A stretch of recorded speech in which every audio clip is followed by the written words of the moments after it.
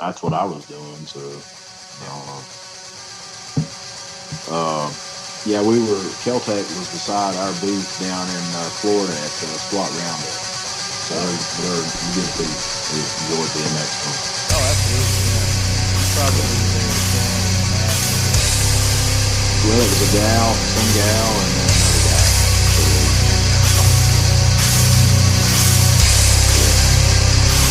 I think Kevin's in the mountains. You can dial up, Kevin. Yeah, I got, what is it? You get that phone line coming in? I forget what's called. Dial up. Remember that ding, ding, ding you do when you were calling? You used to have satellite. You'd have to pipe it in, with a little satellite. I mean, there wasn't even dial-up. Yeah, getting it right through the airwaves. Well, good deal. So Butch is coming in. Butch and Chris coming in real clear. Chad's coming in real clear. You're a little pixelated there, Kevin, but that's okay. That'll add to the mystery of Kevin. We'll get into it. Let's go. All right, lead heads. Welcome back to another episode of the Talking Lead Podcast. We've got a great show lined up for you. But before we get into it, make sure you go back and check out our previous episode where we talked about bullets versus architecture, where we had Ken Allen with Ken Allen Training on. And Ken has done some research, specifically, I guess he's trying to get it more for the law enforcement community, but the effects that bullets have against certain building materials, specifically when they're doing close-quarter indoor type maneuvers, which is information that civilians can use as well for home defense and whatnot. So go check that episode out. We talked about different calibers and the effects that they have against drywalls and brick and different other kind of building materials. Very interesting episode.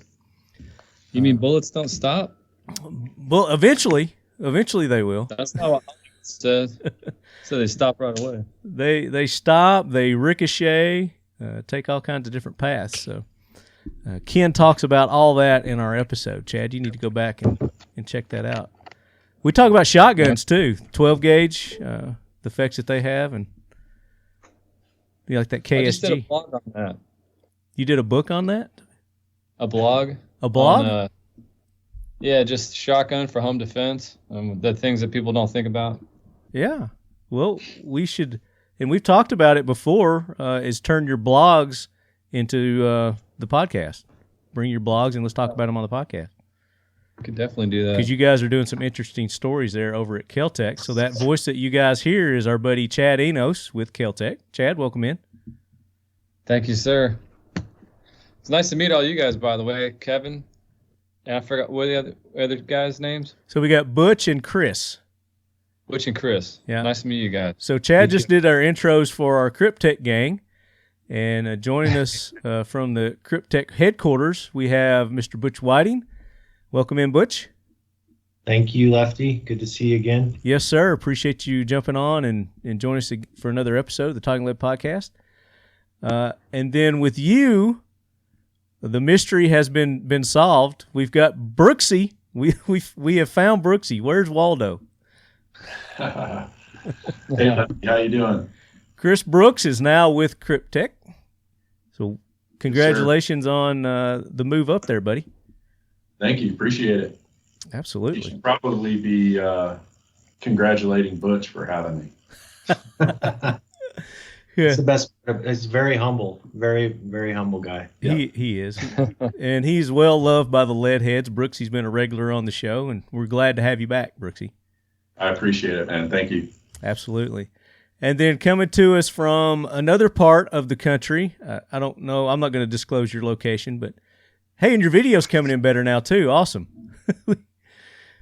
Also with Kryptek is Kevin Holland.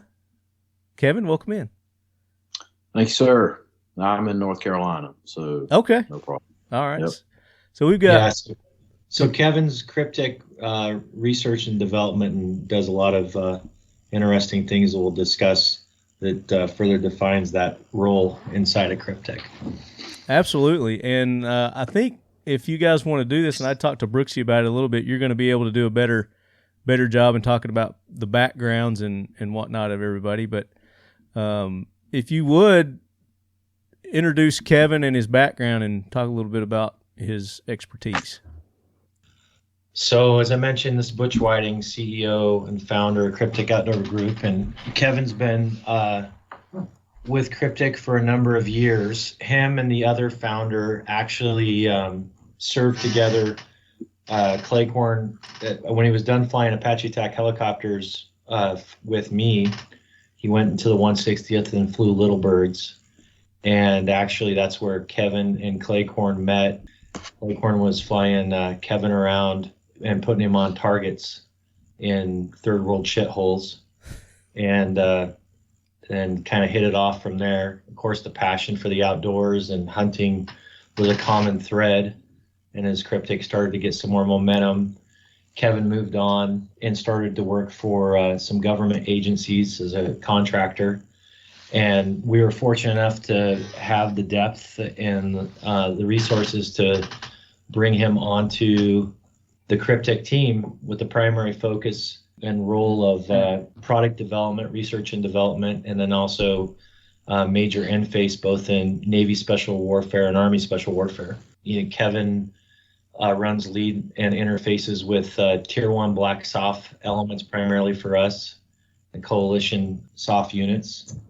Yeah, I think it's pretty publicly known, or at least it can be. Kevin's the only American that's ever been on SEAL Team 6 and in Delta Force, and then also worked for other government agencies as well. So OGAs. Right. The old OGAs. Yeah. So, Kevin, let me ask you a question. It's pretty important. I think everybody wants to hear this. Which one's your favorite movie? When danger is its own reward. Move out together, only together. There are men who will go anywhere. You guys are crazy. Proud of it, baby. Dare anything. We're a SEAL team. We're here to get you out. They're Navy SEALs. Send me when I'm hot.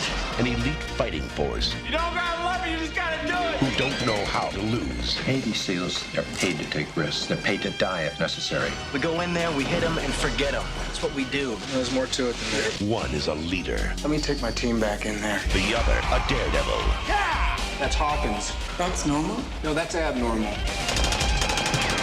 Together, they're America's designated hitters against terrorism. You're involved. Born to risk. We're gonna have company. Party just got bigger. Trained to win. This doesn't look good. It just got worse. Charlie Sheen. Michael Biehn.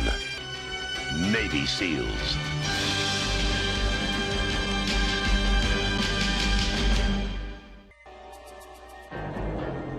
This is a hijack! Heads down! This is a hand grenade! Heads down! The enemy doesn't care who they hurt. Not how young. How innocent. How helpless. It's a new age of terror that requires a new breed of warrior. We're members of Delta Force and we're here to take you home. America's elite anti-terrorist commandos. Committed to destroy the enemies of freedom. Because the stakes are more than pride. Sleep tight, sucker. More than honor. Move it! More than justice. American, I want to negotiate. Do you hear me, American? Loud and clear. Because they're fighting to save American lives. The Delta Force, starring Chuck Norris and Lee Marvin. America's new heroes. The Delta Force. So, You're the only person probably on the planet that can get stuck between those two movies. Yeah. Let's just say we or something like that. So it's an honor to have you on, Kevin, and maybe we can get you on another episode and talk about your background in a little more depth. This episode, we're going to be talking about companies, specifically American companies, that have been assisting in the Ukraine effort against the invasion of Russia and Putin over there. And these two companies have been doing quite a bit to assist in those efforts. And we want to get details. But as Butch had mentioned, for you new listeners, Butch is a former or retired Apache operator, pilot. And he's got some time over there in Afghanistan and some other, like you said, shithole countries, third world countries. Of course, Butch is well-known outdoor enthusiast, hunter, mule deer hunter. Brooksy also big into the mule deer hunting, which is awesome where you guys are in that part of the country. So, Brooksy, give a little bit for our new listeners, for you, talk about your background a little bit. My background, I've been in the outdoors for about 25 years now in the marketing and business and product development roles. Came over here, 5 weeks ago now. And brand new. Brand new. I think I'm the newest employee here. And so I'm in charge of the marketing integration role. Very good. And like I said, Brooksy's a big hunter. I've been up to visit Brooksy a couple of times. We haven't been on a hunt yet. I'm looking forward to doing a hunt with you sometime. That's right. We'll get out and do something. Can't wait to do that.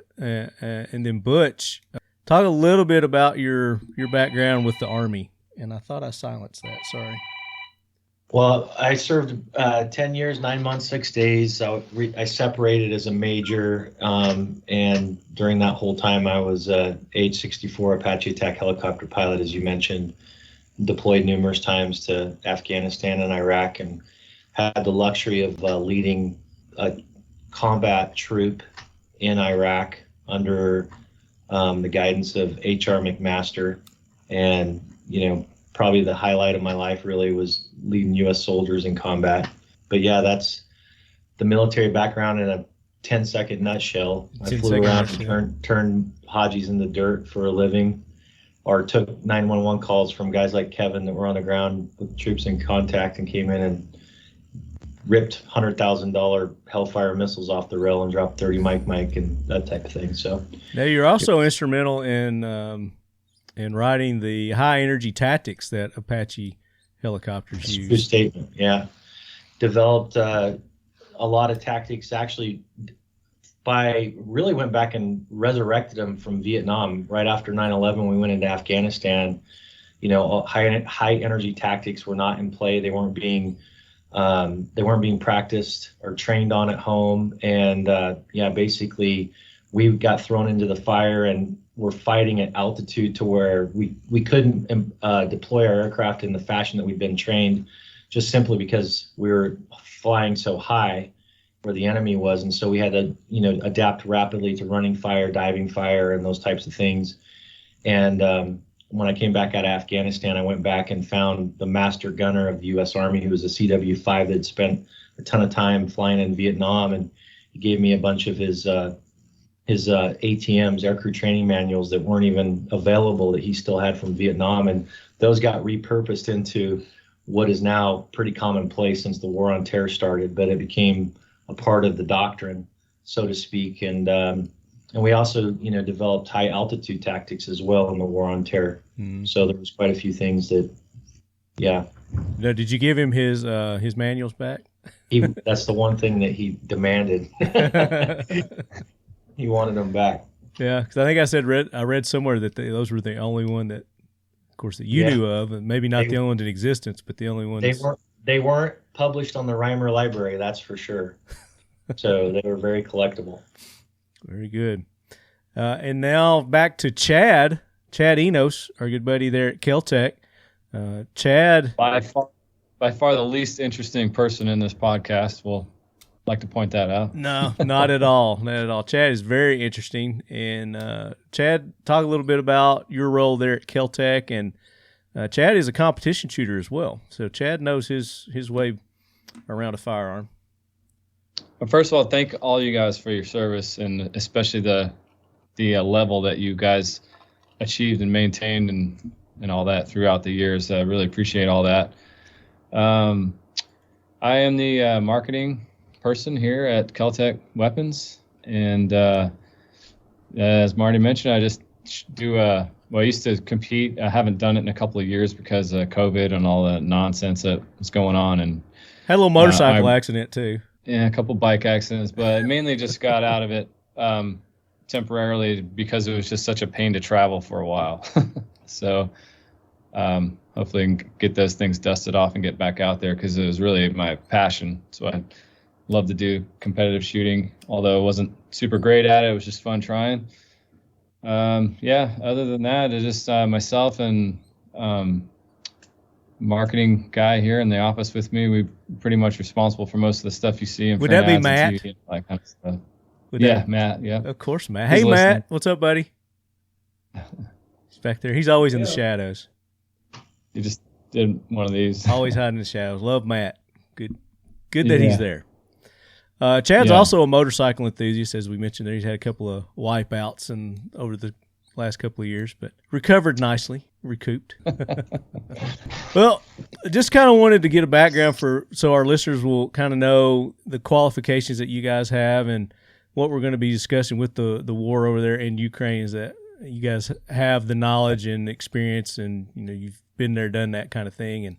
And so Chad and I were talking, and this is kind of what got this subject going, was KelTec recently had an opportunity to donate some weapons to Ukraine, and Chad's been all over the national news talking about it, been on Fox and a couple of the big name networks there, but he hasn't really been able to tell the story behind all that. And I wanted to get Chad on to give him and KelTec, which KelTec are sponsors of the Talking Lead podcast, as most of our listeners know. And just wanted to give you a platform to really share the information to our listeners in America that what you guys have done, and I think what you're going to continue to do as well. Yeah, I appreciate that. I would like to get the other guys' opinion on this war to sort of lay a baseline for what we're going to discuss today, because they know a lot more about what's happening on the ground over there probably than I do. We do have friends on the ground there, so we have gotten some reports back about, what's really happening, and all of the political crossfire and stuff, so to speak, that's going on over there. And we've gotten a lot of hate for donating these firearms and promoting, that other companies send aid, humanitarian supplies, which is what these firearms are, humanitarian supply for people on the ground over there that are capable of defending themselves. And again, this is just a super small donation in the grand scheme of things. We didn't send combat weapons over there. We sent basically personal self-defense weapons over there for people that might be escaping via truck, train, whatever it might be, or on foot even. Yeah. So they've got something in their hands. And now Kevin's been over there. He's actually had boots on the ground, so he can probably talk to that. Yeah. So I would like for you guys to sort of maybe tell your story about, or your thoughts on what's happening over there, and then we can go. We can get into this and hopefully shut some of these haters up that just aren't thinking a big picture and what it would be like if another country were to invade the U.S. If we were sending out free guns to you, I don't think you'd be complaining about it. So, and the biggest thing we get, just to let you guys know, why would we supply guns, to a corrupt government? That's the number one thing we're getting, kickback on or backlash on. And my question to them is, which government is not corrupt? We want us to send guns to that government, because our government is probably the most corrupt we've ever seen. So, and we send firearms all over the U.S. Well, that's going to be one of our questions as we get into that is, I was going to get into your feelings on the corruptness. Or do you feel that the aid that you're sending over there is actually getting to the individuals or groups that it needs to get to? But you guys want to address what Chad just said, please. Well, it's kind of an interesting bridge gap, because you have two different Kyrptek stories here. One, Kyrptek proper, the headquarters where Brooksy and I are sitting, we've provided gear and primarily apparel to resistance fighters that have requested it. And how did that come up? We didn't blindly send it.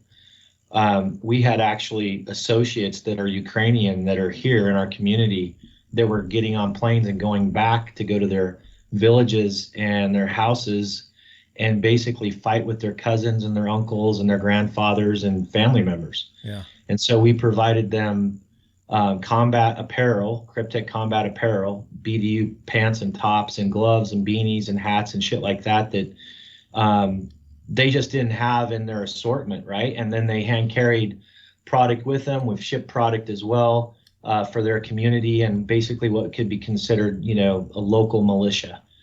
So we're not providing it to the government per se. Right. We're providing it to a community that we have a connection to. And, you know, it's kind of hard to say, you know, when you got somebody that is that passionate. These guys are uber patriots, what they went through like in 2014 and 15 and some of the stuff these you know, when they were very young, they're some of the most patriotic individuals that I personally have met. And, you know, for us, it was a no-brainer to provide gear, especially at the level with a personal connection. Yeah. Now, to tee up and give the mic to Kevin and to the comments that have been dropped, he's actually been over in the Ukraine and doing, you know, much more in-depth work on the ground. So before we get to Kevin, I want to ask you to the level that you guys from headquarters have been providing, because Kevin's doing something completely different than what you guys are doing. What kind of governmental red tape bullshit are you guys running through as far as sending the equipment and gear that you're sending, or do you have to? There isn't any. There's no regulation on apparel or in this case camouflage. One of the things that these guys face, if you may see, like, it's very difficult at times to tell the difference between a Ukrainian and a Russian. And in a lot of cases, you'll see like a red arm tape versus a yellow arm tape, or however they're identifying friend or foe. And so, you know, there's a functionality of camouflage and combat apparel. It's more durable. It's got the pockets for accessories, you know, the whole thing. Yeah. But then there's a functionality of identify friend or foe, which is pretty important, or can be important when you're in an environment where it can get complicated and everybody's kitted out. Yeah. But other than that, there's no red tape on our part. And you've not met with any resistance from the government or anything saying, hey, you shouldn't do this, or anybody else? Kryptek Outdoor Group has not met any resistance with providing apparel to Ukrainian citizens, because you said you're not sending it to the government. So that's good on your part. So that kind of, I guess, eases up the notion that maybe it's not getting to the people that it needs to get to. You guys have a direct line to the people that it's going to and needs to get to. These are nothing more than folks that are taking up arms to protect their loved ones and their personal properties. Yeah. Zero government connection. Very good. And now let's go to Kevin. And Kevin, tell us what your functions and duties have been over there since your trip. All right. So I actually met a gentleman through Cleghorn, Josh Cleghorn, the other owner of Kryptek, that lives in Idaho. Which has never been on the show yet, by the way. I don't know why he's avoiding us, but I'm just kidding. I'm kidding. So Josh, I mean, you know, he introduced me to this guy, and and the guy's been trying to get me to go work for him or do trips with him, or whatever. He's a retired special forces guy, and he does stuff all over the world, and I just haven't had a chance to go, you know. And so he calls me up about a month ago, and he's like, hey, would you be interested in going on there's some people we need to extract out of the Ukraine. They're in Kharkiv, which is eastern Ukraine. And were these U.S. citizens? Ukrainian citizens. They were Ukrainian? Okay. Yeah. And so I, in a past life, I had trained the Ukrainian Special Forces. And so I was like, okay, yeah, that I could probably bring something to the table for this mission, you know. And so anyway, Kryptek let me go on this, and so I decided that I'd roll with this guy. And so we went to Poland. got on a train. It's about a 28-hour ride on a train to get to Kharkiv, and they basically give you a piece of bread and like a piece of a cured fatback side meat to eat on that train. Some water. So there's no party car where you can get whiskey and hang out and Well, there's no alcohol. They don't allow alcohol either, right now, because I guess they don't want them getting into the bottle so that they won't fight or whatever. So they don't. It's banned right now. So there's none of that going on. So really, you're slicing that stuff real thin and eating it on bread, and you're 28 hours. So at about hour 15, we started eating. So it was like, okay, we're going to eat this. So we ride this train to Kharkiv, and the company that had hired us to get these people out is a tech company. And they were wanting to get these people out of the country to keep their business going, but also to be able to help against Russia. Was it an American tech company? Well, the owner is American. Okay. Yes. That's how he contacted the owner of the company that I went with. Gotcha. And that's how we got in there. So anyway, so we get these people loaded up, we get them on buses, we get them moving out. And I was telling you earlier before we got on the podcast that after talking to the guys, I knew a couple of the guys that were Ukrainian, the special forces guys. And they're like, hey, can you train us, on a javelin, how to shoot a javelin? Because they just, I guess, they weren't the people that they were running. There was only a couple special forces guys, and then there was the home guard, basically the National Guard guys that were defending the city of Kharkiv, and which is basically almost surrounded right now, and they're rubbling the city with artillery and cruise missiles. It's terrible. So I'm like, sure, I've shot plenty of javelins. I can train you on it, So they come carrying this thing in the case, and they open it up, and it's not a javelin. It's an in-law, a British anti-tank rocket. Yeah. So I'm like, I said, you guys just give me a couple hours to go through this thing, That's it. So I went through it, and I ended up figuring out how to shoot it and not kill myself. And so I ended up training a couple hundred of these guys on how to shoot this rocket. And I mean, it's pretty close on how, but it's a little bit less technical than a javelin. So we figured it out and ended up training them on the thing. They actually went out with them a couple times on their missions while I was there. And then we ended up, our contract was over, ended up exfilling out of, got on the train, exfilled out.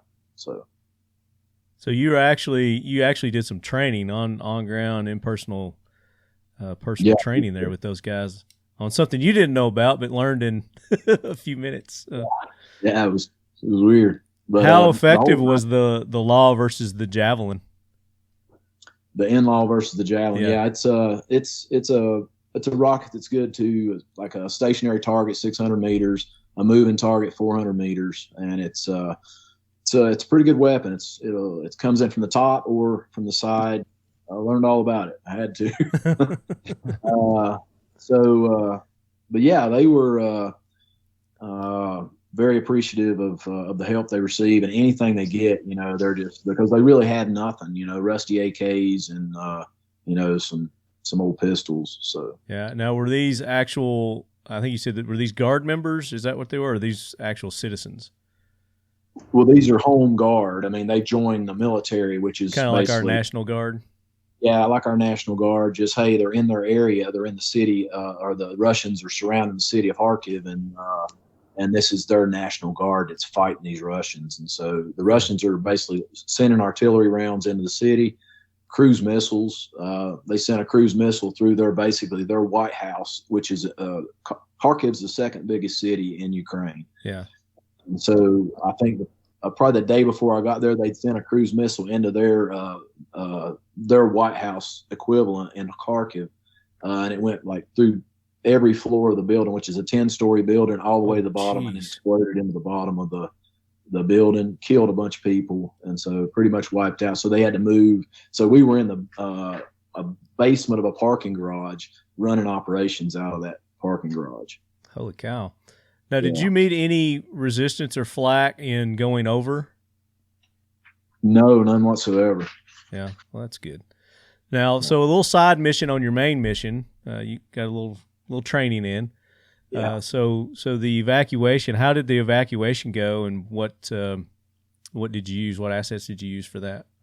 So we basically rented buses and hired drivers, and we had a police escort for part of the way, because the reason I stayed behind was to give those guys the police escort was to get those guys going. They provided us the police escort if I provided the training, basically. So, I mean, they didn't say that, but it just kind of was like one of those, hey, because I'm like, look, I mean, that's our contract is to get these people out. And can you guys help us with, police escort? And they did. They escorted the thing all the way back to Lviv, which is. Yeah. So they were like, you show us how to do it and we'll help. Absolutely. So it's an incredible distance. It's like driving across Texas. Oh, gosh. Yeah. Wow. And they were driving. So it took days, so they needed an escort because they would get stopped and by police. And the guy that I was with actually had went with the buses, and he was armed because the people in Kharkiv armed us. They're like, hey, it's just like Stalingrad. So, hey, you better take this gun because you might need it. Yeah. And so, and if you don't have a permit for a weapon, you're in trouble. So he needed that police escort to get those people going. And so in a few days, probably 3 days after they left, I got on the train and I took off. But I had a bunch of SSE, sensitive site exploitation, a lot of intel that we had in a huge bag.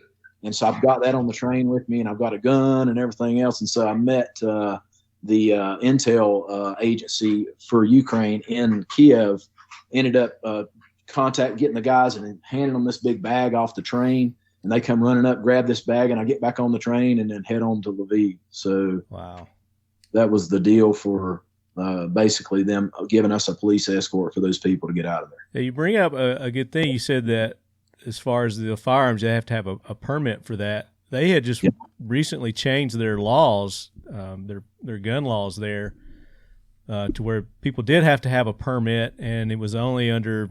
It's kind of like trying to get a gun in New York or something like that. You had to show a reason why, and you could only have it. You couldn't carry it outside your home. You could only have it in your home. Had to be locked up and blah blah blah. But then, sometime around like February or March. They basically, you come show them an ID and they would arm you is kind of in a nutshell, how I heard it had changed. Yeah, that's for Ukrainian citizen Americans. You still have to have a permit. Okay. Yeah. Makes but sense. no, I mean, when you're in that situation, they hand you a gun and they're like, hey, here you go, pistol, chest rack, AK. Yeah. You're ready. You willing to help any swinging dick, they're going to give them a gun, right? Yep. So, very good. So you just recently got back from that mission, understand? Probably a week and a half ago. And I take it was successful.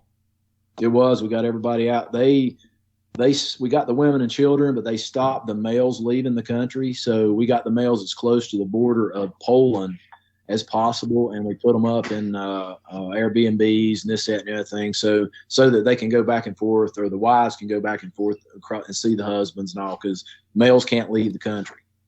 Is that because they want them to fight? Yeah, and so we kind of helped them out with that. These guys are, they're good at technical, they're good at the computers, they're good at all that. So they're actually linked up. I linked them up with the MOD.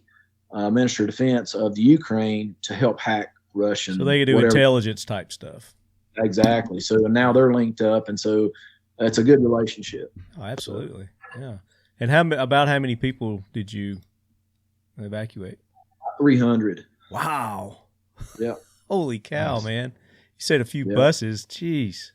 Yeah, it was a lot. We got people also out of Kust. It's a southern town, and then there's a town. Bless you. In Kiev, we got people out of there. So I was the Kharkiv part because it was the farthest east, and then those other guys got guys out, and they met them en route, and then everybody went to Lviv, and then we got them as close to the border as possible. So that's where they're at now. 300. Did you Did you run into any resistance on the way at all? Besides the law enforcement that was checking you over? No, we didn't.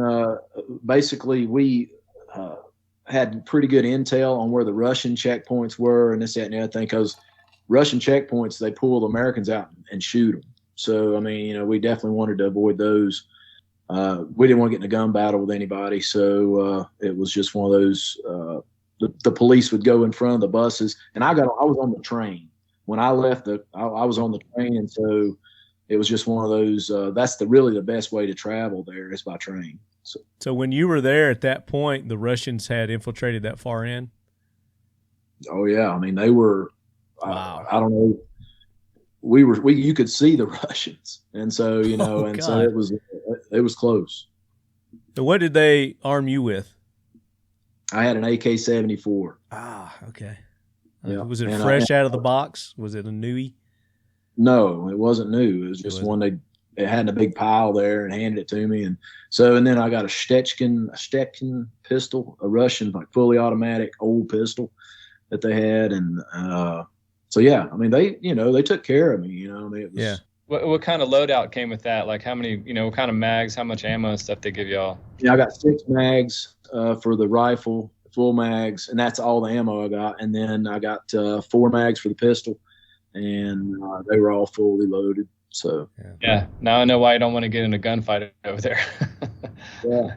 Well, and the reason I asked if it was new, because we're seeing pictures from the media, and again, media, but it's like these crisp, brand new, AK-74s that you're seeing the civilians with and whatnot, like they just cracked them out of the case, kind of deal.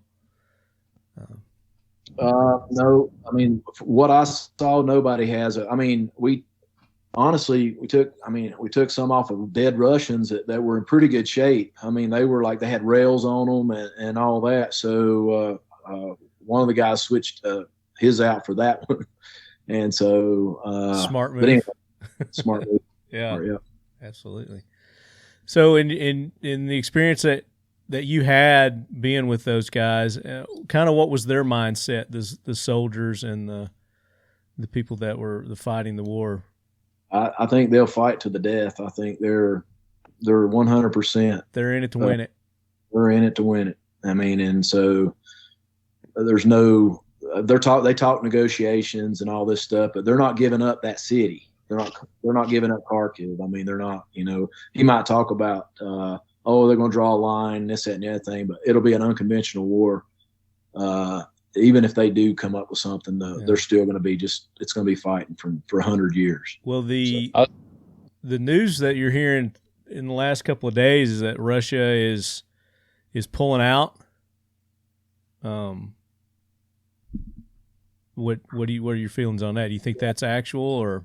Well, I think they're pulling east because they own the east, kind of. Regrouping. And I think that Kiev's it's a hard nut to crack right now. If they decide to come back, I think they may come back with maybe some kind of chemical. I mean, because fentanyl's the big fear right now. Oh, damn, yeah. Yep, and fentanyl's what you have to have an EpiPen. If you don't have EpiPens, you die in 30 minutes. So that's the thought process right now. I think that's what their biggest fear is, that they might be why he's pulling his guys. Pulling everybody out, and he's going to use the chemicals. Maybe, Anyway, so that's you never know what that guy's going to do. You never know what he's going to do. So along those lines, I got a couple questions for you, Kevin. So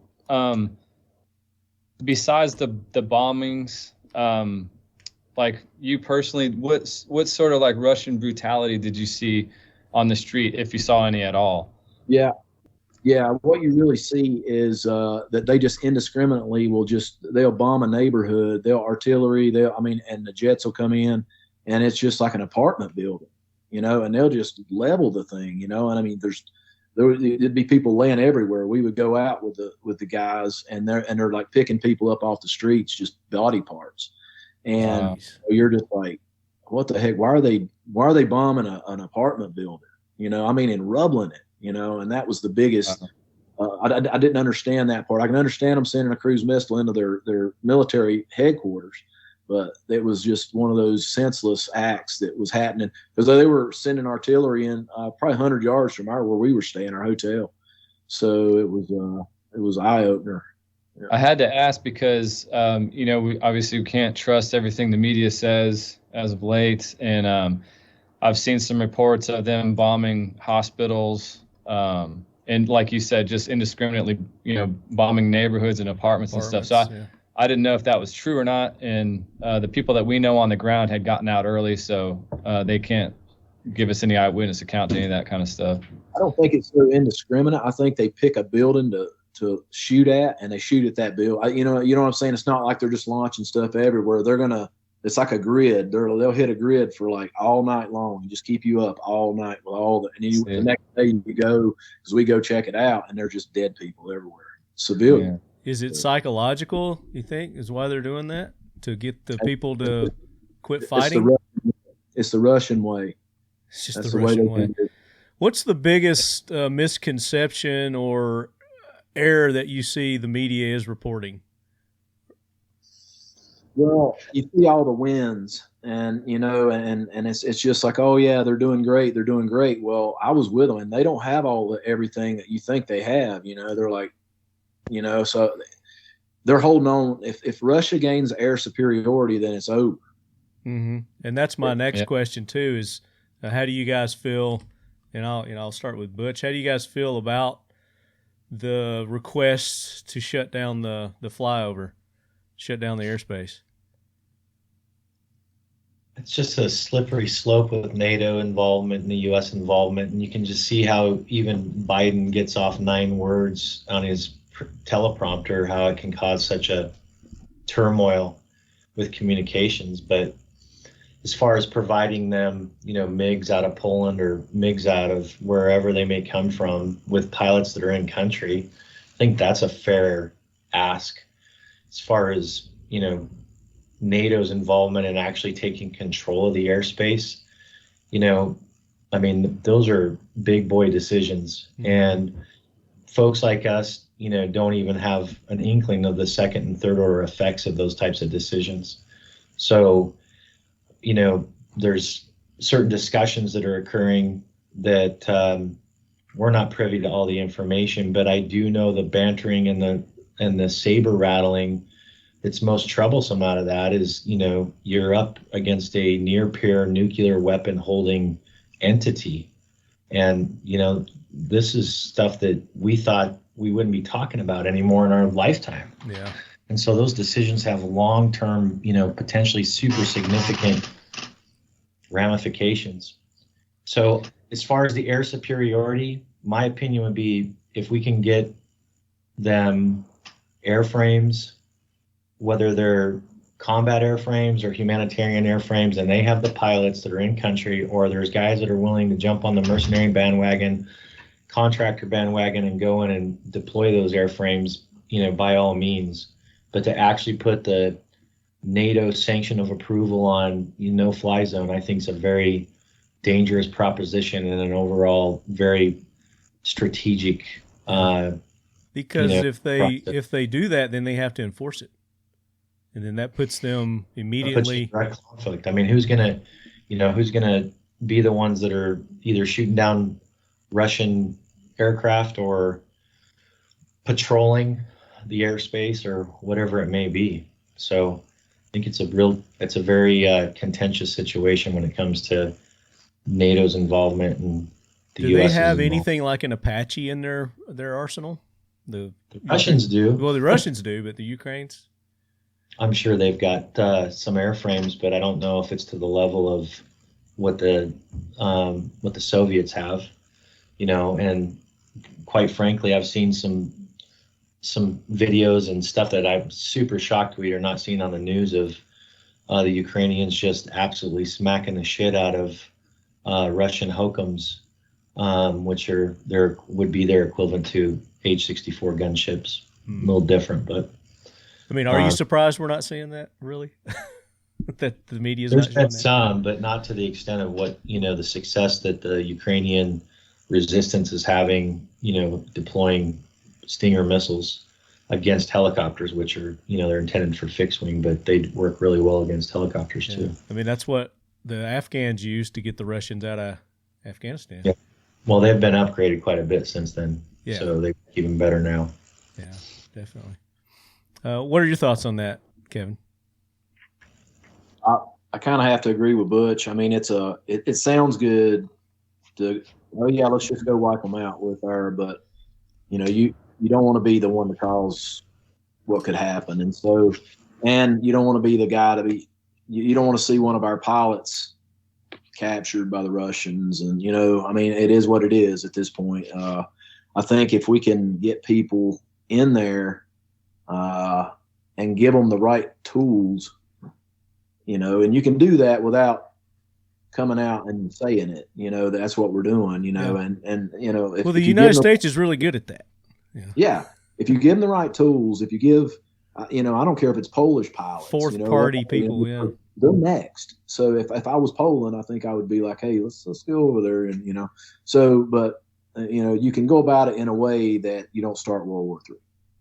Sure. So since doesn't appear anyway, I mean, if I were a top level government official, especially the military or the president, I would definitely not be telegraphing my next move. But it appears that no one's helping necessarily. So I know everyone always calls on the U.S. to help sort of police these things. And to be honest with you, if it's for a sovereign nation that's an ally, then by all means, we should be helping them support, in my opinion. But there's so many European countries that are allies, and I don't hear any stories about any of them stepping up and helping with this resistance. Have you guys heard of anything going on along those lines? Actually, yes, and they are. I mean, I'm actually shocked that when I found out that the level of our European allies they're helping a lot, and good. And that's keeping the horde at bay right now is what all is being put in there. And this is straight from, the Ukrainian MOD, because I was speaking with a chief of station of a European country, and they were wondering the same thing you are. And they said, hey, can you find out if what we're supplying is being received, And I did. I found out, and they said, look, this is a super sensitive subject, but we are okay with this country. And we're okay with the U.S. So, I mean, so there's a ton of stuff getting in there, and that's the only reason they're not overrun right now. That's good. That's good to hear. Which leads me to segue into what sort of support. There's a lot of people I know of coming from the U.S. to go over there to either train or put together fire teams or whatever it may be, put boots on the ground over there to help with this resistance. What kind of support are those guys getting? Because I know if they were U.S.-backed guys over there, they'd have all the support, they needed, I would hope. But I know for a lot of guys that are just going over there kind of on their own, not necessarily on their own, but they're going over there because Ministry of Defense, signed a piece of paper, said it's okay for you to come over here and fight. What sort of support are they getting? Like, what kind of food are they getting? Like, what kind of travel? Do you know any of that? I actually do. It's you're getting no support from here. Okay, if you go and if you're not on a contract or something with a company of some sort from here, and it may be a NGO, or something from the U.S. or other countries. If you're not backed by somebody and you just go and you decide that you're going to go and get it on with the Russians, you'll be put into basically a big battalion, the foreign battalion. And then if you have any military experience, they're going to put you in charge of 100 guys that don't have any experience. They don't have any gear, and basically put you into the sausage grinder. So that's what happens. You're just fodder at that point. Yeah, it's not the best way to help. If you want to help, then NGOs and getting in with people that actually know what they're doing, getting people out, and go that route. So like you guys, Yeah. you know, if our listeners wanted to help your efforts out, you know, with the clothes and Chad, we got to get to talk about your guns too. I want to talk about what you guys have done too. But Sure. with, you know, going over and doing extractions, and, you know, our good buddy James Yeager with Tactical Response has gone over there to train some of the civilians and citizens. You know, he's doing it on his own dime. He's not getting any kind of governmental support or anything like that I'm aware of. Just from, you know, people like us that donate to them to go over there and train. For what you guys are doing, is there a way to help fund that for you guys to make it possible? We're not set up to take any outside funding. You know, there's a whole plethora of organizations that have stood up and you can send cryptocurrency if you want. I mean, NFTs, all kinds of crazy shit. I just don't trust those things, you know? I just don't trust that those organizations, it's actually going to what it's supposed to go to. And I think a lot of people with these donations that have been set up are, you know, it's lining their pockets is what it's doing. But I mean, but with reputable people like you, people we know, and we know that it's going to go, you know, that's the kind of organizations that we want to hook our listeners up with if they feel so led. Yeah, well, I mean, if there was an outcry and an outpouring, I mean, we'd be more than happy to up the ante on something as simple as, you know, whether it's plate carriers or BDUs. You know, the donations that we made, again, like I stated before, they weren't done blindly. They were already done with American passport carrying Ukrainians who were born and raised there, that we have personal relationships with, that live in our community.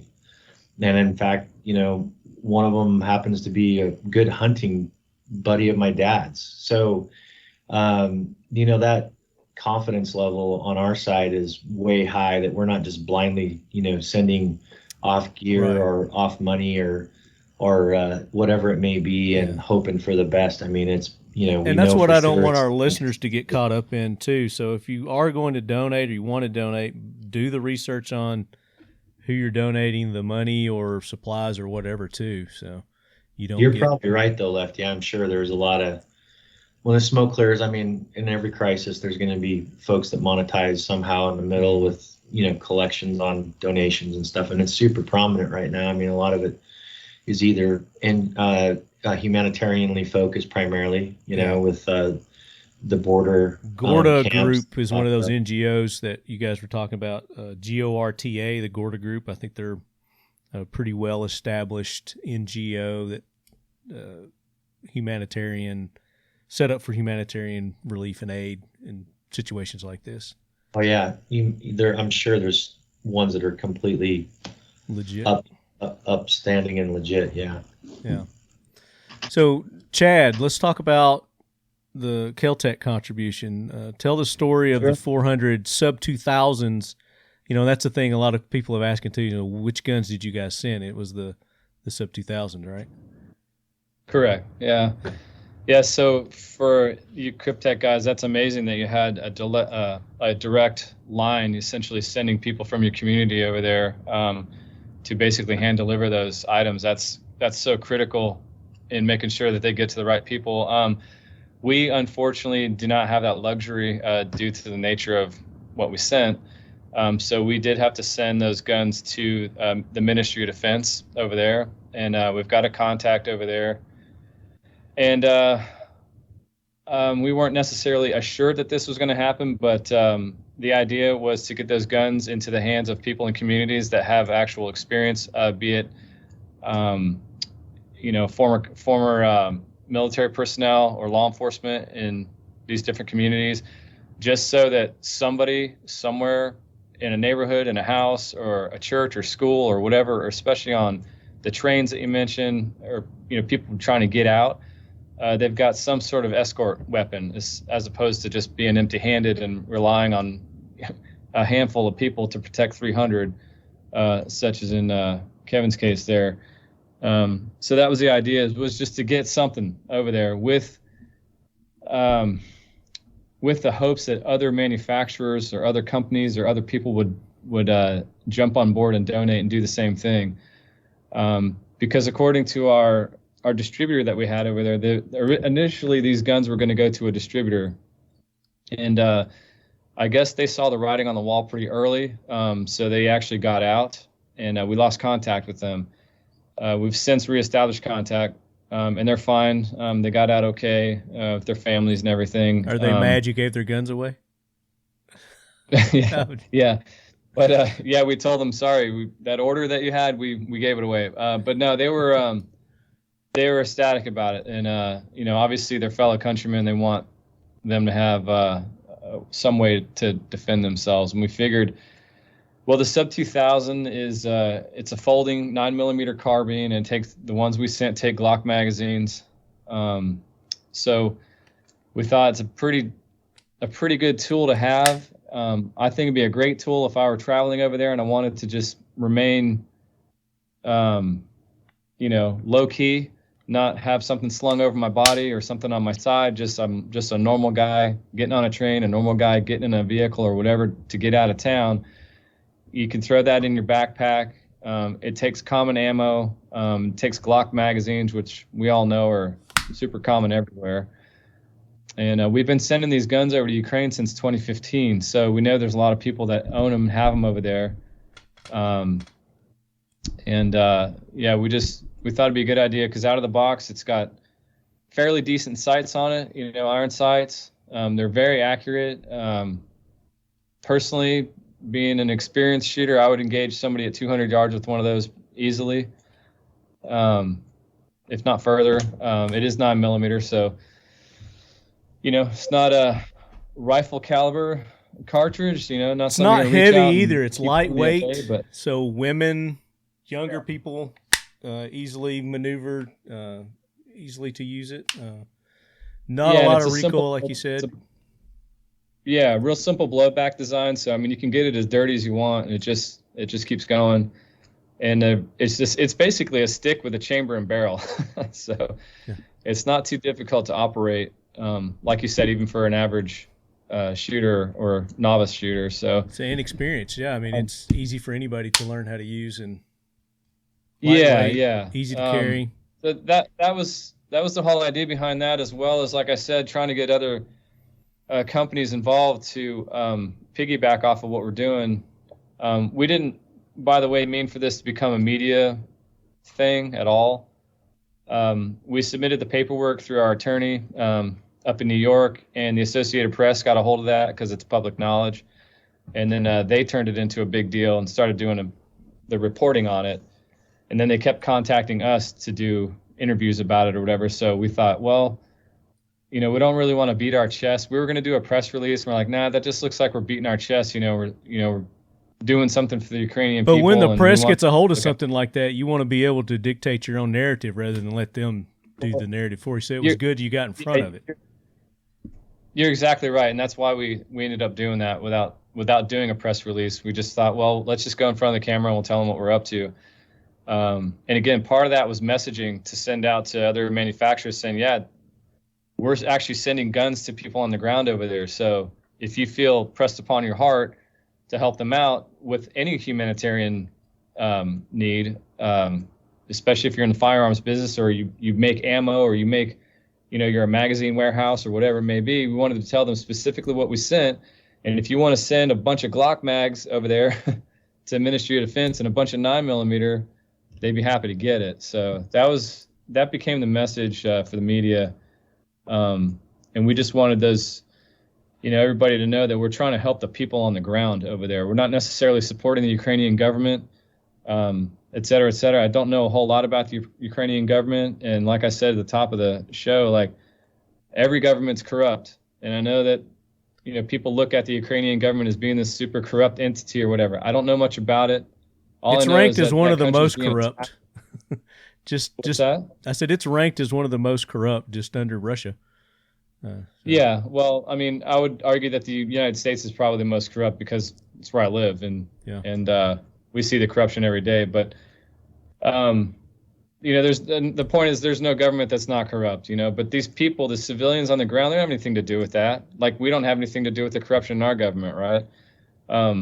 But, when somebody, sends a missile into a 10-story building and kills a whole bunch of people or whatever, those are just most of the normal average, citizens getting murdered and stuff in hospitals and stuff. And I just feel like we got to do whatever we can to help a sovereign nation that's being attacked. And I'm not talking about, again, the government. I'm talking about the people on the ground. Yeah. So well, I think your message was heard because there's been several other companies that have stepped up and donated things. Like I said earlier, Adams Arms has, I think they're sending carbines over there, AR-15s. They've got a shirt that they're selling to raise money. They've got a place that you can go to their website. ATN, the owner of ATN is from Kiev. He's a Ukrainian citizen. Are you guys familiar with ATN, the night vision company? I'm not. No. They make sort of budget, domestic night vision for hunting and things like that. I think Not they the sent most expensive range, some thermal binoculars or something like that, night vision binoculars over there, like $300,000 worth of stuff. And of course, I mentioned Tactical Response. James Yeager has volunteered him and some of his crew to go over there and do some training with the citizens. So the people that are sending these firearms over there, they can actually get some training, good training on how to use those firearms that are being sent over there. Remington, I had them lined up, but we had a scheduling conflict. They couldn't join us. I guess they've been sending ammo over there. I don't know exactly. I'm not going to speak to what they're doing because they're not on here. So, but then the police departments throughout our country have gone and I guess their body armor and helmets and things like that they've donated to send over there. So we've had thousands and thousands of body armor vests and helmets, and I mean, no telling what else some of these police departments have donated to send over there. So, as citizens, we're doing a lot. I think there's probably more that could be done. But again, myself personally, I run into the issue of I don't feel so confident that whatever I'm going to do or send is going to get to where it needs to go. You've heard reports of these vests that some of these police departments have donated have been stolen. People have broken into the warehouses where they were stealing them, and we're getting a lot of theft and things like that too. So, just I guess all part of the process, but it's really good that you guys have, Chad, the attorneys that you have for one, to be able to cut through the red tape to get those firearms over there as quickly as you did. Otherwise, it would take months typically for that to happen. To get an export license to Ukraine, typically takes about 4 months, from what I understand from our admin. And after working with some people in our government and the Ukrainian government, we got it done in 4 days, which is record time. And we've actually had some people piggyback off of our export license so far to get stuff over there. And that's not something we wanted to advertise because we just don't have the admin to handle all of that. If everybody wanted to jump on that, we'd be more than happy to if we could. However, we are offering our expertise and knowledge in shipping guns to Ukraine to anybody that needs to, if they want to know how to do it or how to get set up for it, we're more than happy to help with that. And I think the NSSF has a link set up or a page set up on their website that will help with that importation as well to help expedite it. So they do, yeah. If you want to go there, anybody interested in doing that, the NSSF has some things set up. Kevin, you were going to say something there. I interrupted you. Sorry. No, I just that's awesome. You guys are doing that. If you really want to know what happens to what you send, though, I would probably hire retired spec ops people to ship them into a neighboring country and then carry them into the country. That's kind of what the company I was with is doing right now. So, and that way exactly where the stuff's going and who's getting it, and you have something you can reach out to and go, hey, is there, where is this stuff, and anyway, the actual point of contact. Hey, well, where does stuff go? Who has it or whatever, and then we have that all the way in Poland. We've got contacts there for that. So, but yeah, this first shipment, since the Ministry of Defense over there kind of helped us get this expedited, we're, we sent that first shipment over there, and then we just left the door open. But yeah, we do have contacts in Poland as well. So, we'll see what happens from here on out.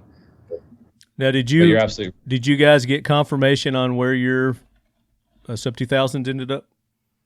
Not yet. No, in fact, they might even still be in transit at this point.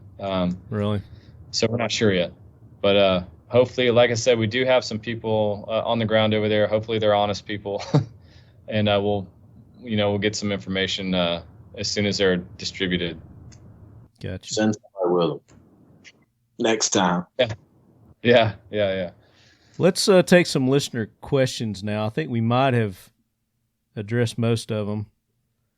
And while I'm looking up these questions, if you guys have anything to add, Butch, Chris, Kevin, Chad, go ahead and add to what we just discussed. Chad, you need to send some of those Sub 2000s to Boise, Idaho. We'd like to try them out up here. You got it, buddy. Chad, I'll hand deliver them to make sure they get there. I'll hand deliver them. What are you talking about? They look super cool. I'd be happy to bring some to you guys. And some others, whatever. I'll bring whatever you want. You guys want to set up a range day, and I'll send you whatever you want, or I'll bring them out. I think we should do that. Let's do a Talking Lead range day there in Boise. We'll do a KelTec range day with Kyrptek. You don't have to twist my arm, brother. You know that. All right, PPRN. What type of camo is best suited for Ukraine? It's a pretty good question. Kryptek. Kryptek. Well, I think you mean which of your camos? Highlander. I think Highlander or Obscura is the most functional in terms of concealment. I can tell you that the gear that we sent, a lot of it was in Typhon, which was our black variant, and that's because that's what the individuals wanted. That's what they chose. So they're also a different mission set. It was more of a defensive, like checkpoint, roadblock type mentality. I think that's. But in terms of functionality, it would be either Kryptek Highlander or Kryptek Obscura transitional. Very cool. See. Oh, that Obscura is really cool. Yeah. Torag 77. Can U.S. citizens make purchases and have those items sent to Ukraine to whoever needs them? So I think they're asking Chad if they could buy a Sub 2000 and then have it sent over, or any of your stuff, I guess, Butch. Yeah, we keep getting asked that question, and the outpouring is phenomenal. The people that want to support, people on the ground over there, but we're not set up for that, at least not yet. And I guess we'll have to see how things sort of pan out. I don't know. We'll see what happens from there. Yeah, but I don't think they would be able to do. I mean, they might be able to donate money, but they can't actually buy it and then have it sent over there. No, they can't buy it, but it would. Yeah, like I said, we're not set up for it. But if they did want to donate funds to buy, whatever product and send over there. I mean, a lot of these people probably have family members over there that haven't gotten out yet. So or Sure. are males like that, and they can't get out. So yeah, that's a sticky. That's something that I haven't heard, and I'm glad that you brought that up. I wasn't aware, Kevin, that the males weren't allowed to leave country. Nope, they banned them from leaving. I think the age cutoff is 16 years old and up. There's an age limit, teenager limit. I'm not positive on that, but yeah, it's no children can leave, but it's adult males, and I'm not sure, Butch, of the age, but it's if you're fighting age, you're staying. Yeah. Do you know when they implemented that? About when in the war they implemented that? It was after I went over, because we had planned on getting all of them out of the country, and then we ran into that problem. Probably around probably about the 2nd or 3rd of March, I think. Okay. when that was implemented. I'm not sure exactly, but I know that it had just happened when we were trying to get these people out, and they're like, "Oh, now you can't leave," you know? Yeah. Well, yeah. And I heard the Ukrainians that are over here, the Ukrainians that are over here in America, that they are sending them back or requesting that they come back. And there's been one instance that's been in the media where the kid didn't want to go back or whatever, and he's been trying to fight going back. Well, the problem is if you go back, you can't leave, Yeah. you know, until this is over. So you better think long and hard if you're going back, if you're Ukrainian. Yeah. Well, it sounds like they don't have a choice. I mean, they have a choice. There's individuals that are, you know, whether they're dual passport or they're just, you know, American citizens purely. Yeah. They have an absolute choice in many cases, but they're choosing to go fight primarily for their families and what's happening to their communities. Well, I'm saying they don't have a choice once they're there. Right. Yeah. I think what Lefty was saying, they don't have a choice if they're If just they go happen to back be- from here. There Yeah. was one guy that Yeah. was, I think this kid was on a scholarship or something like that, a educational visa, whatever they call those. I don't know. I'm not an attorney, so. And this kind of goes into that. Huh? I was just going to say, I don't imagine once you're in country, you can just like go, you know what? F this. Yeah. I don't want to fight anymore. Just get on an airplane and come home. Yeah, well, obviously you can't. So. The Joker 6981, it says, how do you all feel about Americans flying over to say that they want to help fight? So basically Americans that are going over there, how do you guys feel about that? Wanting to go fight somebody else's war there? I think that's the gist of his question. And the Joker 6981 says, me personally, I would never even think about it. I've done my time fighting in other countries' wars, and my family comes first before anything. The things that concern me are the true reason why they went over there or want to go over there, and how much training they have. Being an NCO when I was in the Army, always asked the big question, why did you join? A lot of the answers I got back from new soldiers were always the same, because I want to shoot people. Don't know if I actually changed their reason, but I did talk to them, having gone to Iraq 3 times and actually done it defending the lives of other soldiers and myself. It stays with you, but that should never be the reason. Or maybe they think they will be some big war hero like in the movies. And the training, well, that's self-explanatory. No one should go to that type of environment without proper training.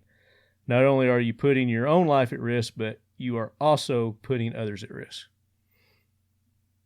What are your thoughts on that? Go ahead, Butch.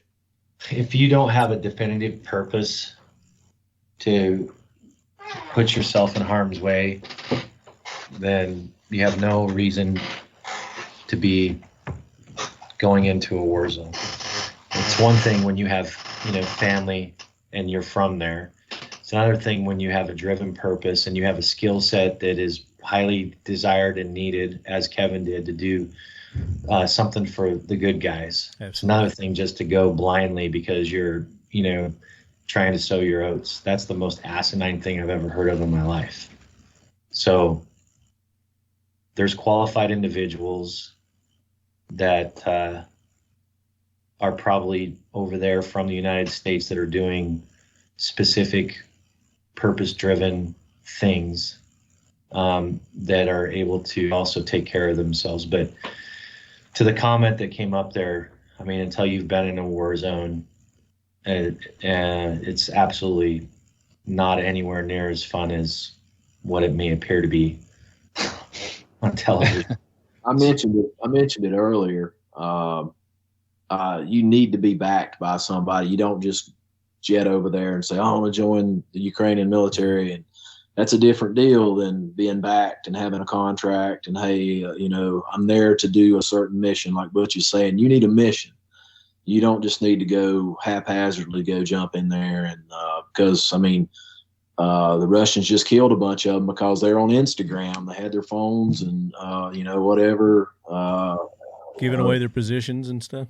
Yeah. and it's just like, obviously they weren't trained to be in that position. And so if they do go and they do, I don't recommend it. They definitely need to leave those at home.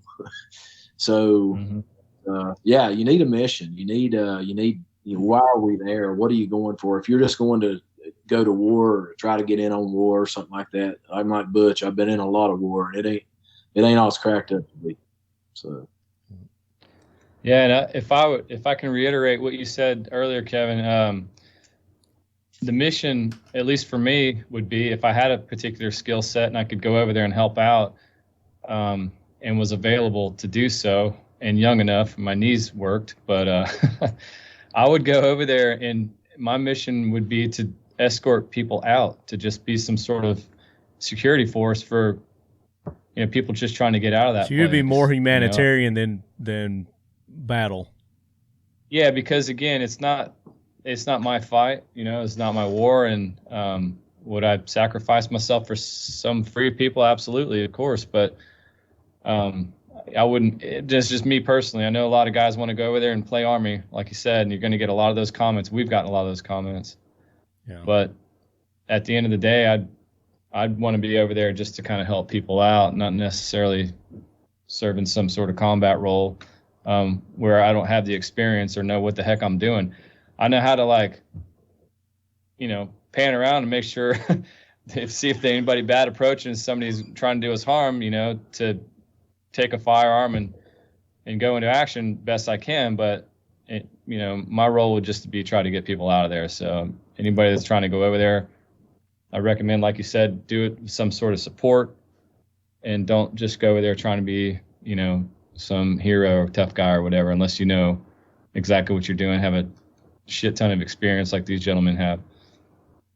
Brooksy, you got anything to say to that? Yeah, I think we get all caught up in some of the stuff that we see on TV or in a movie or hear about, somebody through somebody else's experience and read about in the book.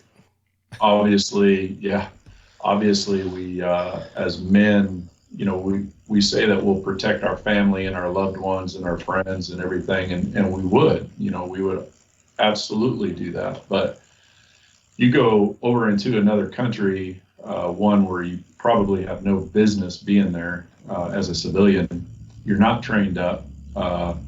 You may not be going into a particular mission at all. It just, to me, it doesn't make any sense at all. It's being brave and everything has its good parts, but you get over there and it's a different world. I just can't even imagine the situations that you can get yourself into over there.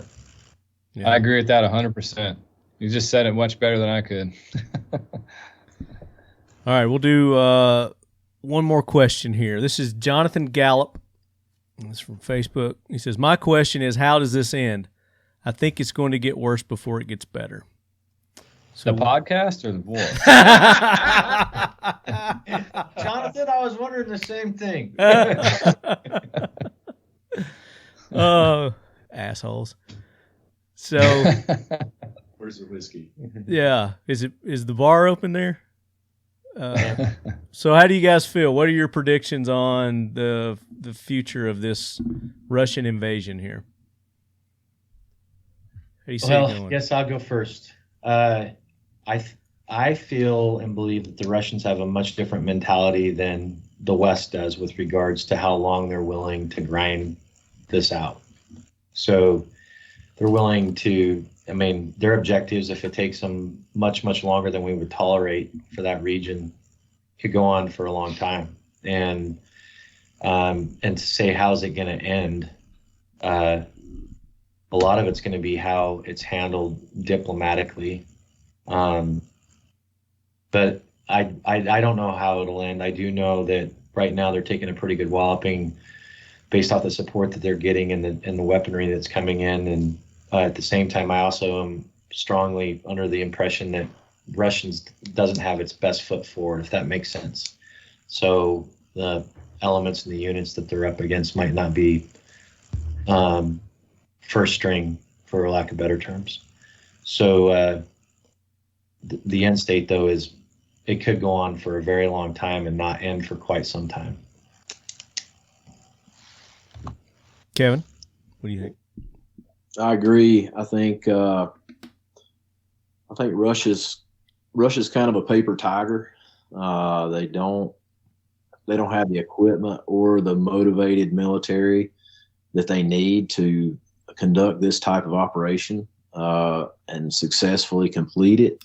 So I think they're probably going to kind of what's happening right now. They'll probably kind of pull east because they've already claimed a couple of places toward the east, and then they're probably going to continue to press. But I don't think they're going to press the rest of the country until they can kind of recoup from what the losses they've sustained so far, because you can't sustain the losses. They've already lost twice as many people as they did in Afghanistan, I think, in a month.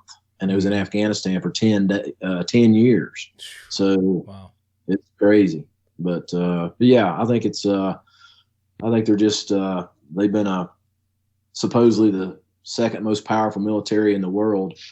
For all these years, people thought that was the case, and it's not. So I was shocked to see the equipment that was being shown. Just all this old Cold War, pretty much outdated garbage for the most part. A lot of these guys. I was definitely surprised to see the equipment that was on the ground there. Well, I picked up night vision from the Russian soldiers that didn't need it anymore, and it was from Vietnam. It was Vietnam era night vision. So, oh my gosh.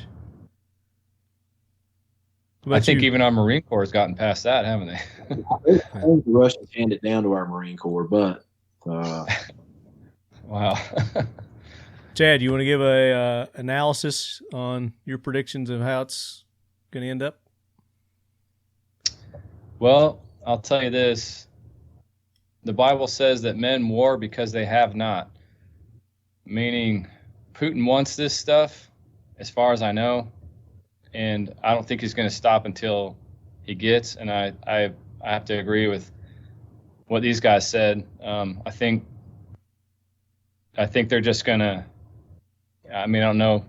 I'm not I don't know how to predict all this stuff or whatever any better than anybody else, but I think they're probably going to sit back and recoup.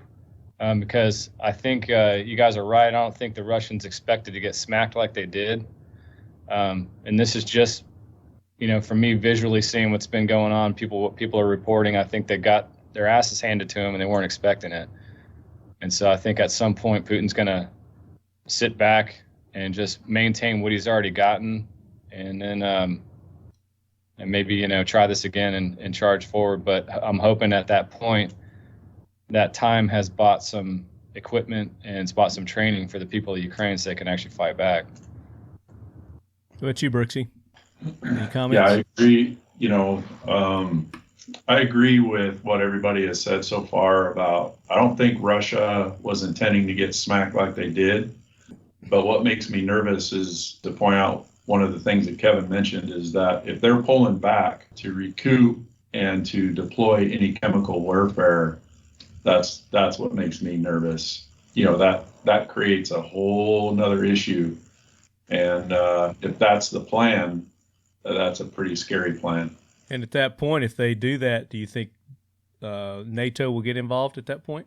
Is that what it's going to take, or they still keep their hands out of it? I would think that they would get involved, but it doesn't mean they will.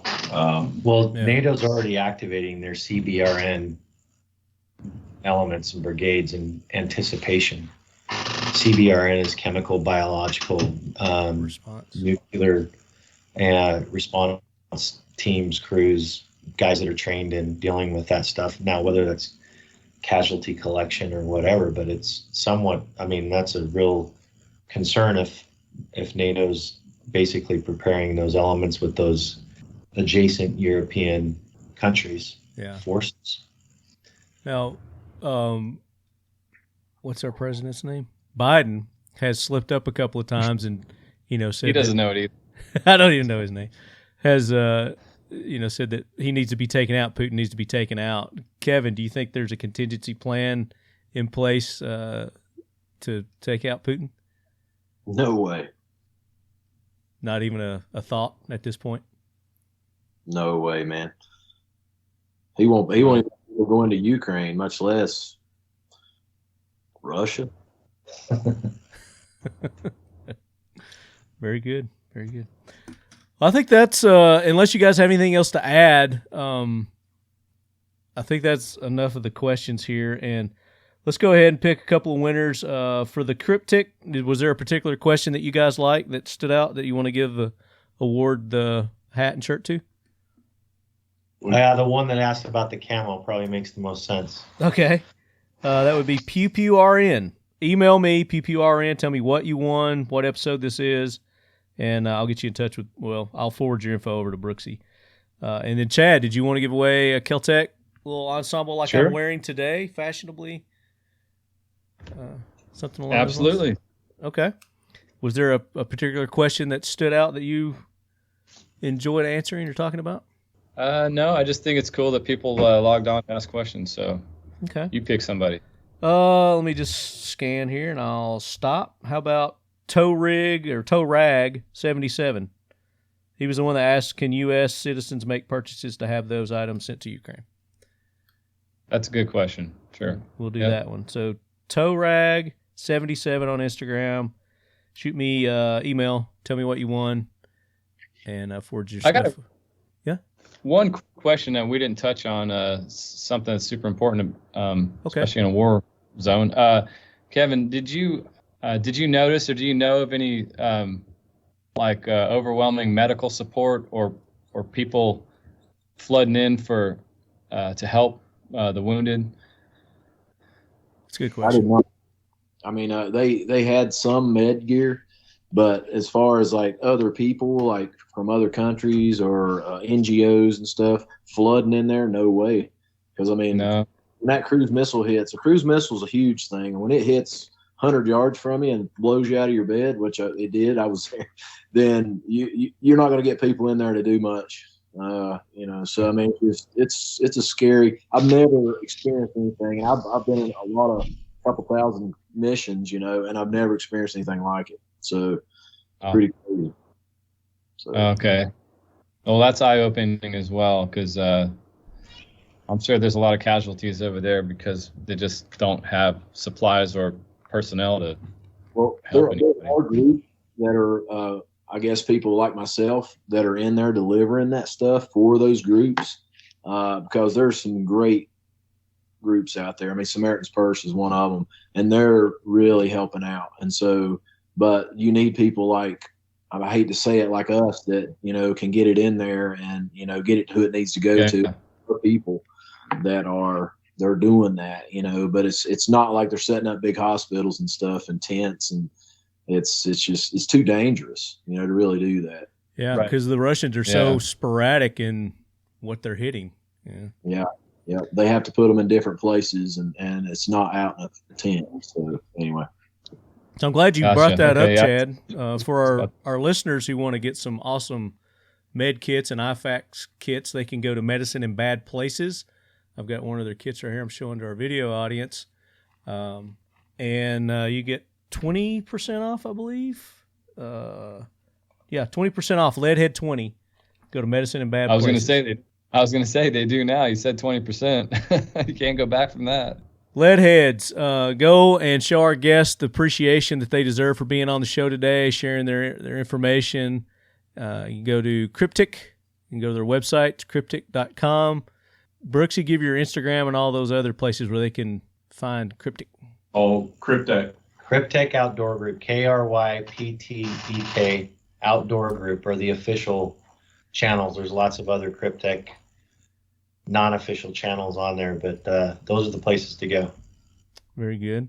And the website's Kryptek.com. Just as simple as that. And you guys have some new stuff coming out? Got a lot of new stuff coming all right soon. Stay tuned. Yep. Coming up. You'll hear it here first, right, on the Talking Lead podcast? Because we are the show for exclusives, Butch. You know that. Come on now. Kevin, thank you for taking the time to be on, and really appreciate everything that you've done for this country and America. Good to be here. Thank you. Yes, sir. Absolutely. Chad, KelTec, talk about where all I can get in touch with you and everything that KelTec is doing, and we're going to have you on soon to talk about that P15. Sounds good. Yeah, so it's KelTecWeapons.com and just KelTec on all of our social media. Yeah, very good. And go show our sponsors, all our other sponsors, some love. KelTec is one of our sponsors. Seal One, go to seal1.com for all your gun cleaning needs. You go to seal1.com, use the code LEADHEAD, get 25% off. Great product for corrosion resistance and cleaning and protecting all of your firearms. Leadhead, 25% off. 1776 United, get our official logo t-shirts and patches. Use the code Talking Lead, get 20% off at 1776 United. Flatline Fiber Co., get some nice rifle slings, ear pro covers like I've got on right here. And use the code LEADHEAD. You're going to get 10% off at Flatline Fiber Co. IWI US and Century Arms, sponsors of our AK Corner, which will be coming up next month, next episode of the Talking Lead AK Corner. I'll be dropping info on what the subject will be on that. And then, of course, our good buddies over at Defiant Munitions, because you need little Pez dispensers to go, or Pez to go in your Pez dispensers. Defiant Munitions, ammo, 10% off. Use the code LEADHEAD over at Defiant Munitions. So that does it for another episode of the Talking Lead Podcast. Leadheads, you got questions, comments, guest suggestions, talkinglead@gmail.com. Love hearing from you. Until the next episode, keep your loved ones close. Keep your combat veterans closer. And your firearms too. Very good.